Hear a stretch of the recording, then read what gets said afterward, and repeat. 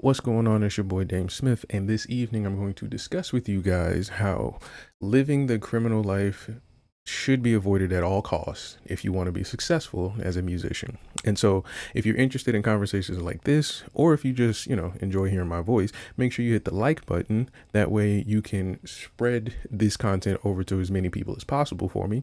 And make sure you hit the subscribe button so you can catch my latest video. So, essentially, the purpose of this video and this entire channel is to help artists and musicians, and specifically our younger musicians, to understand the many pitfalls and obstacles they may run into in order to be successful, and try to make the best options or choices out of the best options they have for themselves. And so with today's topic, I kind of wanted to cover how your affiliation with people can kind of mess things up, or how your criminal activity can come back and bite you based on your relationship and affiliation with other people. So we're going to react to it's a bit of a joke, a bit of a skit, but it's funny, and it's a reality that we've seen before, but it kind of shined a light on what I've seen in the past when it came to hip hop entourages or gangs who tried to get into hip hop and utilize hip hop in terms of their businesses and organizations and things like that. But one of the things that always comes up with gang culture is snitching, and the role it plays, and how it locks our favorite artists up, and who did what and why they did it, and all this blah blah blah blah blah, right? And so the main thing I've noticed whenever I was growing up, and whether it was, rapping with schoolmates in the schoolyard, from actually trying to record a song in the studio with other artists, I always noticed that they kept some kind of criminal dude nearby. And I never understood it. And many people had a whole array of justifications, from whether or not they felt safer around them, or whether or not this person had, they kept them real, kept them grounded to the streets, whatever reason they could come up with, they kept them nearby. But eventually what would occur, or what would happen, is that this person that they're keeping by, who is still in the street life or in the criminal life, the activities and consequences they are dealing with begin to bleed into the artistry, right? And that means that now you're starting to name them in music. Their activities are starting to show up in your Instagram feed. Now people are relating their name to your brand and your music and things like that. So like, if you're not really aware of this as an artist, your label or maybe your manager might be the one dealing with this. So you might not even know it's happening, especially if you are of the culture. And so why is this important? It's because when we look up specific statistics and things like that, and we try to figure out, like, how do we avoid these pitfalls? Like, how do we make sure these things don't happen to me? How do we make sure these things don't happen to, let's say, an artist I'm managing, or maybe, a friend of my artist or something like that? And it's really just a matter of understanding the culture that your artist is affiliating themselves with. So we spoke before about how there were 3 million pills of fentanyl taken off the streets and things like that. And the only reason you would even be upset about that is because you may be addicted to drugs, selling drugs, or affiliated with people that sell drugs, right? Not really music related. And that's the key thing here, is you want to keep your circle focused, almost hyper immersive when it comes to the thing you're trying to be successful in, which in this case is being a successful musician or artist. And so when the people you bring around you, you want to make sure they represent that, and they too understand that they are on the same page with you. So I'm gonna quickly try to look up a little bit of statistics, but we are going to react to a clip in a few moments. And basically the clip is a skit and it's a joke, but it does shine a light on how the opportunity of the consequences that come from your actions affects everybody. And it's not necessarily something you're going to notice if you may not have seen it before, like I have. Like, I've seen it happen to other musicians. Or you're not going to notice it if you're just not educated on the topic of, let's say, law, just, general criminal law in your city or your county and things like that, and how things work. So I'll give you a common example. A lot of rappers tend to ride around in vehicles that are, I'll say, popular or like, eye catching, which is fine. Nothing wrong with that, but you attract attention, right? And sometimes the attention is warranted. Like you're trying to show that you're in town for a show. Maybe you're trying to let people know that you're there doing business or whatever it is, right? Marketing. But all attention doesn't come with the same consequences. So you may be attracting people who may not like you as much or maybe want to do something, nefarious to you. But you have to be aware of that. And if you're not, you're probably going to think, okay, well, let me keep somebody around who can help me with this issue. Now, I'm saying it to be vague is so you can make your mind lead to what I'm trying to call a bad option and what may also be considered a good option for someone else.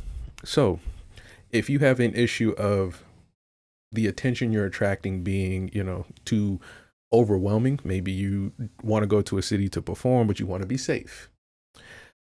In one hand, someone may believe, well, let me bring, some security in a sense. Like, let me hire somebody so that way they can be my eyes and ears of the situation. So that way I can focus on being an artist, right? And a lot of businesses do this. It doesn't matter the industry, right? But now we have to consider how it gets done. So if your idea of security is, let's say, a ex-police officer who is, consistently in the gym, and the dude is married and he has like, experience coaching and consulting with other officers and precincts and things like that, and he gives back to his community and, he high fives teenagers and shit. Like that guy, he may do one idea of the job, right? He may handle it one way. But then on the other hand, you can have the option of your cousin who has an AK-47 that his other cousin gave him once, and he caught a body once. And so, he's really scary in the neighborhood, and he's very low key. He doesn't have social media, and yeah, a lot of girls don't really like hanging out with you guys as much, but you keep him around because he's he's the beard to your face. That's basically what it is, right? So in one hand, you have basically a wild card, which is still in a sense leverage in terms of, trying to be dangerous and protecting yourself against negative attention. But what happens when the police show up to investigate the problem that you have to deal with? So if option A decides to use lethal force, how will that outcome happen for you as an artist? If the guy is, ex-police officer, family man, and has all his licenses and stuff for his weapons versus your cousin who just has a rifle that he found one day and hit a lick before and has an open case. How do you think this is going to affect you as an artist who is keeping these people around you, or one of these choices, right? And so that's how it'll affect everybody else around you, meaning that, the police now have somebody to arrest and investigate. Whoever you hire for security now has to deal with the issue that y'all fixed. And then you as an artist have to deal with the relationship that you have cultivated with this person you've hired for security. And so they're either going to ask for, grace in terms of, hey man, you hired me for this security gig, tell them you worked with me and make sure, cover my back so that way I don't go to jail for this open case I have. Or they could say, legally I did what I was supposed to do based on my education and licensing given to me by the state and, the government. Which one sounds better for you as an artist to hear, And so then on the other hand, you have just witnesses, just people who may like you, dislike you, or just don't like the thing you're about in your culture, who will then find an opportunity to either snitch on you or basically point out who you're hanging out with in order to put a stain on your brand and things like that. Like, oh, this guy's hanging out with criminals who just riding dirty in the streets. Is that something that's going to help you as far as being a musician and a rapper and things like that? Or do you think that's going to hinder you? Let me know in the comments. But we're going to get into the video we're going to react to. And this comes from Mr. Anton Daniels. And this is simply just, I believe it's a joke, but it has a lot of reality to it, right?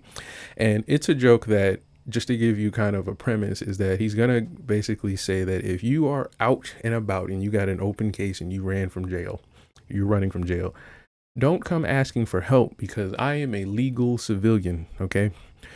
And just as we spoke before, The simple presence of a criminal near a civilian makes the civilian suspect. It makes everything that the civilian does questionable simply because they're choosing to be around this specific person. So that's the premise of why I'm looking at this and why I'm showing this to you. And we're going to kind of like, react and break down a little bit of how I kind of view this, knowing what I know and knowing what I've seen from different rappers and rap groups and things like that. So let's get into it. I have resources. If you wind up doing a prison break or a jail break, don't call me. I'm not aiding and abetting. I'm not going to jail for you. I'm not interested. If I see some random number, oh man, this is a crazy number right here. Let me just answer it. Hey, Anton, can you come pick me up off the highway? Hey man, ain't you supposed to be in jail? Which when you get out? Oh, I'm on the run. Bam. Mm. Boom. I honestly think that should be your first move because, especially with everybody's stigma with snitching, I think that should be your first option. Like, if honestly, like, you hear so many rappers and musicians talking about their homie who just got out of jail, or homie with an open case, or somebody who's on the run, or some young dude they paid $1,000 to catch a body somewhere, right? When they say these things, I don't know for you, but for me, it kind of triggers a question. It's like, okay, well, hmm, if I was in the studio with you and you said that line, I would look to my left and right and figure out which one of these dudes did it and is willing to do it. Because, again, I'm a musician. That's the key thing here. Like, a lot of you guys who are trying to be rappers and things like that, you're gonna hear a lot of things come a lot from a lot of different musicians. And I think the key thing to understand is what you want from the music industry. So if you think sitting in a studio and someone says some crazy stuff on a record that may actually be true is gonna help you 10 years from now as a musician, you might want to think twice about that. And just for your own like sanity, because just be safe. Like, that first option of just hanging up makes it safe. Hang up on you immediately. Mm, mm, mm, mm, mm, mm, mm. And I'm cutting my phone off. I'm cutting my phone off. I'm gonna cut the news on, and I'm gonna wait to see if they apprehended you. And I'm not cutting my phone on back then until then. Boom, bam. Don't. I'm telling you right now. If you are in jail and you escape and you're looking for help, I'm gonna be like, "Hi, fam." Matter of fact, I do you one better. I'm gonna find out what the bounty is on you. I'm telling you right now. Look, listen, and this is what triggered, honestly, my idea to even react to this video. When he said, I'm gonna basically look up the bounty. This is how a lot of rap groups and hip hop groups, and shoot, if you want to take it out of music, just little gangs and street thugs and things like that go down. The price, literally the price it costs to put you in there is worth it a lot of times. And just like how we just mentioned, somebody will hit a lick for $1,000, we add, another zero to that to put you in jail. Yeah, there's a lot of people looking for that opportunity. So again, let's add a little bit of context. We'll get back into the skit, but just think about this for a second. If you were in the car of the person who's making this phone call to Anton, and Anton hung up, and you have nothing to do with the crime, but you're just in the car of the situation, do you understand the implications that come with you even being in that situation? So I'm saying this to say that this is not a common occurrence for artists, but it is an occurrence for young men and women. It is something that really does happen, where you will be in a car that's dirty, or you will be in a studio trying to make rhymes and make little beats with someone who's dirty, and the opportunities to put all of y'all in jail is sitting right there. I'm telling you right now, don't ever put me in a position to where I have to decide whether or not my freedom is going to be on the line. Because if it's between you and me, and I didn't do nothing wrong, and I'm a civilian, you're going down. And I think that's the one thing people who don't commit crimes really don't understand. Like, when you've talked to somebody who's been to jail and like was like, yeah, that was stupid, I shouldn't have did that, they pretty much understand, what they were doing when they were doing it, that they shouldn't have been doing it. So a lot of people who are saying like this whole, no snitching thing, but they themselves have never committed crimes, it's you're just romanticizing what you think will happen when you commit crimes. Like, you think it's cool and it's fun, but like, for example, I was driving home and I was like, man, I'm a pretty free person. Like, I get to do whatever I want right now. Like, I'm driving, I can make a left, I can make a right, I could, park at a restaurant, go get something to eat. I can do that. You can't do that when you're on the run. You can't do what you want when you're riding dirty. You have to. There's a certain, like, listen. I've had situations where like you you're driving a certain way because there's a police car behind you. Like, your mind is not in the right sense. Like, you're not at peace. You're stressed out and shit like that. So you're talking to people a certain way. You're treating people a certain way. You're treating your body a certain way. Like, you're only hitting up like weak little dirty restaurants because the lit places got the police over there and shit like that. You're not hanging out with your friends because it's not as popular. Like, that's on the lower level of the scale. But then at the higher level, now you're riding around with pistols. You know what I'm saying? Your wardrobe is just full of black Air Force Ones, beef and broccoli Tims, and hoodies. Like, that's all you do. And so no one wants to hang around that. No one wants to be with you. And you're trying to rap and sell records. Like, it just doesn't make sense. And then I'm gonna wait till you get the phone call. Hey, Anton, did you hang up on me? Yeah, you know what? That was a mistake. It was my connection. Where you at? I'm gonna come pick you up. Oh man, I'm on the side of the highway, side of the Lodge Freeway between Evergreen and Lasher. All right, cool. I got you. I'm on my way right now.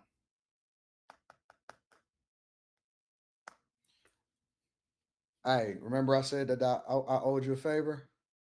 Huh? All right, detective. Okay, I owe you one, but you owe me one now. And that's a real conversation. That has probably happened more times than we'd like to think. Like, a lot of especially when you see large cities, LA, Chicago, uh maybe Houston, Dallas. I don't know about Atlanta. Atlanta's gotten crazy recently in my life, but New York for sure. When you have like big entourages or like the large gangs like the Bloods and Crips and things like that, again, put $10,000 on one of your coworkers' heads, they will easily make a make a phone call to the nearest detective or police chief and get one or the whole squad hemmed up based on an opportunity. And you might be thinking like, oh, that's crazy, that's messed up, why would you do that? Well, the idea behind why a lot of people commit crime is because of the opportunity. Most criminals aren't evil in the sense of like, I'm gonna steal from this 7-Eleven because I hate 7-Eleven. No, it's probably because he thinks there's gonna be like $1,000 in the store for some reason. It's not that people are like trying to like harm you and like destroy society. It's really just people have like surface level thinking when it comes to opportunity, which is why they even think after they commit a lot of crazy crimes, they can go on to live a normal life making music. Again, it doesn't work. And you just create a lot of opportunities for you to go to jail. That's all you're doing. I know where he at. I could probably get him to bring his friends to come too. And that's exactly how they do it. So you'll be shooting a music video, and we've seen music videos covered before by plenty of these rap blogs, and even the rap blogs play a role in it because they've got all the footage of you doing the stuff and talk about it and break it down even better than the police can. But you'll be shooting a music video with a guy who's got an open warrant, acting like he don't have an open warrant, doing finger guns and throwing up fingers and symbols and shit while you're trying to rap and make music. The police are watching this. And so as he's doing this, y'all are in a group together, affiliated. That's how it looks. And for some reason, a lot of people believe that should not work that way. They believe that you should be able to stand next to people like that who, commit crimes and do crazy gang activity, and you should be able to work with them in corporate America, just willy nilly with an open warrant. You know, I can call him my shooter in the song and say that he shot someone, and for some reason, a lot of people think artists should be able to do that and then just live a successful, easy life afterwards. And I don't know why, but I honestly think it's again a romanticization of the criminal life. Like, I think we've watched Scarface, Belly, Boys in the Hood and stuff like that, and we just omitted all the gunfights and death, and was just like, no, the money, the jewels, and the arguments and witty one-liners. That was the cool part. Yeah. We supposed to meet on Evergreen and Lasher. And 15 minutes. Yep. All right, you owe me. Use your own Now, info. what if I can get him to bring some of his other friends and inmates? Because I know you're gonna get a promotion from that too. Sweeten the deal. Okay. All right, give me a second. Let me see if he called me right back. And it Hey happens Anton, where you at? and it happens just like this, like literally just phone tag. Like you, if you watch enough of the investigations, like it just be within an hour, couple hour span. Like they'll text the detective and then text the suspect and then text the detective what the suspect said and then text the suspect what the detective told him to say and then they'll tell them where they're at and then in about the next hour everybody's getting hemmed up or one of them's getting hemmed up or somebody's getting investigated. Where's all the rest of your friends at? No, no, no, man, because I hate the police. You know what I'm saying? It's time for us to get our lick back. Yep. And then they'll use a lot of your sensibilities as well. And so when you're again a younger musician, it seems fun. Again, the romanticization is what gets a lot of younger artists. It's the idea of like, yeah, we're gonna get back at the system, but once you realize the kind of enemy you're up against, you move a little different, right? And I'm not really trying to advocate for going against no type of system, but you got to be smart about your life, just your life in general, right? So if you're gonna be an artist and you want to hang out with gang members and stuff like that, do you think it's smart to like say all your moves in a song or talk about who did what in a song and things like that? And do you think it's smart to point directly at who it is that you call your enemy and then walk up to them? And like these ideas and things like that come from like surface level thinking, usually younger people that don't really have a grasp on like consequence and like what happens after you make a decision, which is why I'm making this video for you. And so knowing that, we can use that against you. All of us, every single person watching this video can use that mindset against you as an artist. So because we know you hang out with, let's say, gang members and thugs and just low lives in general, we know you don't like police. We can use that against you. So we can say, oh, well, since you don't like police, I don't like them either. So what's the big meeting tomorrow? Where you guys gonna meet up at to not like the police together? And we can just figure out little shit like that. Like I'm making fun of it, but in reality, you then start to develop a culture within yourselves. That's how gangs kind of like develop their systems and groups and things like that. Like y'all kind of become a clique. Y'all do the same stuff. Y'all say the same words. Y'all wear the same colors, clothes, and lingos and stuff like that. And so y'all make music the exact same way. Y'all music sounds the same. Y'all work with the same 2 or 3 producers a city. All the other lower rappers and producers make the same beats and music. So it's not like you're hiding. It's not like it's difficult to spot you. It's just a matter of when. That's all it really is. And so when you see stuff like this, I think the younger artists don't really get that. Like if you're just going around literally just wearing how you feel about yourself on your sleeves and just putting all your info and your criminal behavior on your music, we can use all of that against you, even your sensibilities based on like who you like and dislike. Robert Hinton Jr., Austin Metcalf, all of it. We got to get our lick back. And they use this same concept with gang wars too. So like if I know you don't like another gang or another group, we can say, oh yeah, we don't like them too, and just have like some new young dude come in there. We paid him a certain amount of money to act like he don't like that same group of people too, and y'all all team up, and he just egg you on. Y'all on Instagram live talking shit to each other, and then he go to the other side and he start egging them on. Maybe they'll commit a crime over there and agitate them, and then when y'all actually get together and start a real gang war, all you're doing is just making it easier for everybody to pinpoint who you are and who to lock up because again, you're not a real, criminal, right? You're trying to be a musician. That's the whole reason we're watching this. I think we can get all 8 of them. So we can get all 8. Can I be on the news conference with you? All right, cool. I got you. Oh man, you snitched, man! I can't believe you got me caught up. I didn't know that they was following me.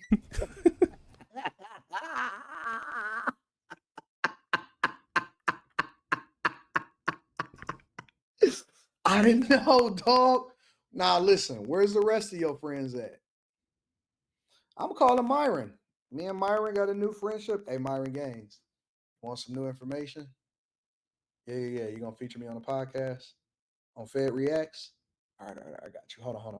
So yeah, it's really that easy. It's that simple to get pretty much a lot of people hemmed up when it comes to like just petty crimes, just stupid stuff. And it's not necessarily something like, oh, you're gonna go to jail for 10 years, because we're pretty light on crime in this country. But I think it's really a concept of, was it really worth it for my musical career? You know, I don't think a lot of people really put that into perspective, especially when we think about people who are going to jail retroactively. And if you don't know what that means way after the fact. Like, you can commit a crime and then like way after the fact get arrested. I think we're not really putting that together. I think so many people are missing that key factor, especially the younger artists. I'm gonna tell the sheriff to wait till you get here, and then we gonna do the press conference. I got you. Hey, fam. No. Myron want to be on in this too. Okay, we all good. All right, bet. Fed Reacts. Okay. I'm everybody coming up. And so this is another thing. A lot of veteran, I guess, crime guys will kind of understand the joke a little better. He basically lined up like a whole bunch of different people on the other side to get you arrested or hemmed up or whatever, right? So if you're a free inmate, or if you're on the run, or you running the race and things like that, you hitting ops or whatever, and you want to be a successful rapper, truly understand what's on the other side waiting for you. Like, it's not just the guy you're upset at because he shot at you once when you were a teenager. It's the police, the government, society, culture. Like, there's a lot of things that disagree with the activity that you may be committing. And if you are okay with that, then just understand that you're pretty much an ant in an ant hill. Okay, so most criminals we don't catch a criminal, throw him in jail, and then he just comes out and we're all like, oh yeah, correct, yeah, come on back in society and do great. No, we pretty much condemn most people who do these things, and they have to like work a lot harder to make life better for themselves. So again, this is something that I think a lot of younger artists need to grasp quickly and very, very early. Everybody gonna get in on this. We gonna make 87 live streams. We're gonna do videos, clips. We're gonna put it on Yep. TikTok. We're gonna Yep. put it on Instagram. We're gonna do all of that. Yep. And this is how the rap blogs make money. So if you're a young rapper or something like that, your little woo woo, little whip wop, whatever your name is, right? Young booty butt. If you're doing all these crazy activities and like crimes and pranks and things like that, and you're getting hemmed up in these headlines, this creates content. This creates products for all these other businesses. And the reason it's not good to do this is because you don't own it. So just because you do something crazy, you're not Mr. Beast. Like, your face doesn't make you money, at least yet. Right. And you're not really monetizing the content, because if you're just, caught in a body cam footage or a security cam footage, you don't own that and stuff like that. So it's not like a music video coming out. And retroactively, a lot of these artists try to do silly stuff like, oh, I was in the news, and use the news clip in the song and stuff like that. Like, that's cool, but that's cool for that summer. Like, it's not going to really stamp you as a better rapper or a better musician. You are a inmate. If you are an inmate and you are matter of fact, scratch the inmate part. If you are participating in crime, if we didn't come together and say, hey, we're gonna do this crime together, because I want y'all to understand the difference between snitching and being a civilian. Snitching is me and you do a crime together. I get caught, I tell on you so that I get a lighter sentence. Okay. Why do people hate snitching? The reason people hate snitching is the same reason people hate the kid who takes his ball from the basketball court and goes home because he didn't like how the game was played. That's why people don't like snitching. Snitching has nothing to do with criminals and things like that. Snitching has more so to do with the principle of not standing on your word. Okay. Now, we use the criminal aspect of it to justify, the romanticization of doing ill to other people. But that is why criminals hate snitching, is because when criminals work together, they would like to have some sort of code that they honor, and someone breaking the code is a no-no. The difference between what you may call snitching is that you don't operate by the same code. Okay, you operate by some wholly different code. Don't believe in that. Take your L. You did it. Don't blame nobody else for your situation. For the rest of us out here as law abiding citizens, Right. if you do a crime and then you try to implement me by knocking on my door and say, hey man, let me in. And that's exactly what I'm talking about. If you're a criminal and you want to get in the studio with other rappers and then get on our songs and start talking about your real life, I'm making the same face Anton is making right now. Don't. Shh.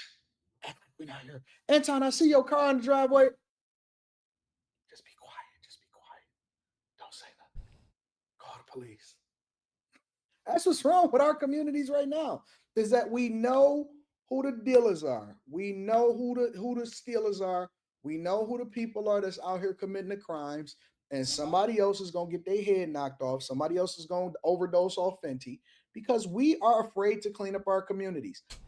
And that's pretty much the basis of what I'm doing here with this channel is I don't have these issues. Like this is I don't have, I don't got no criminal record or crimes that I got to worry about and things like that. So it's really, really upsetting for me and my homegirls when I see really cool, dope rappers going to jail for fucking guns or weed or shit like that. Like they're not going to jail for like tax evasion like MC Hammer or something like that. They're not going to jail for like stealing royalties or like, appropriating technology from the streaming services. They're going to jail for like arguments, dying over video games and 2K or like who's the better rapper. Silly, stupid shit. Very dumb stuff that has nothing to do with music. Like they're not going to jail for like making a monopoly in the music industry or nothing like that. Like they're doing very basic things. So again, if this was interesting to you, make sure you hit the like button and I will see you guys very, very soon. And I want to know in the comments, are there any of these issues that you've noticed for other musicians that are strange and weird? And if you do have some, put them in the comments and I'd like to see more. But I'm out, y'all. Peace.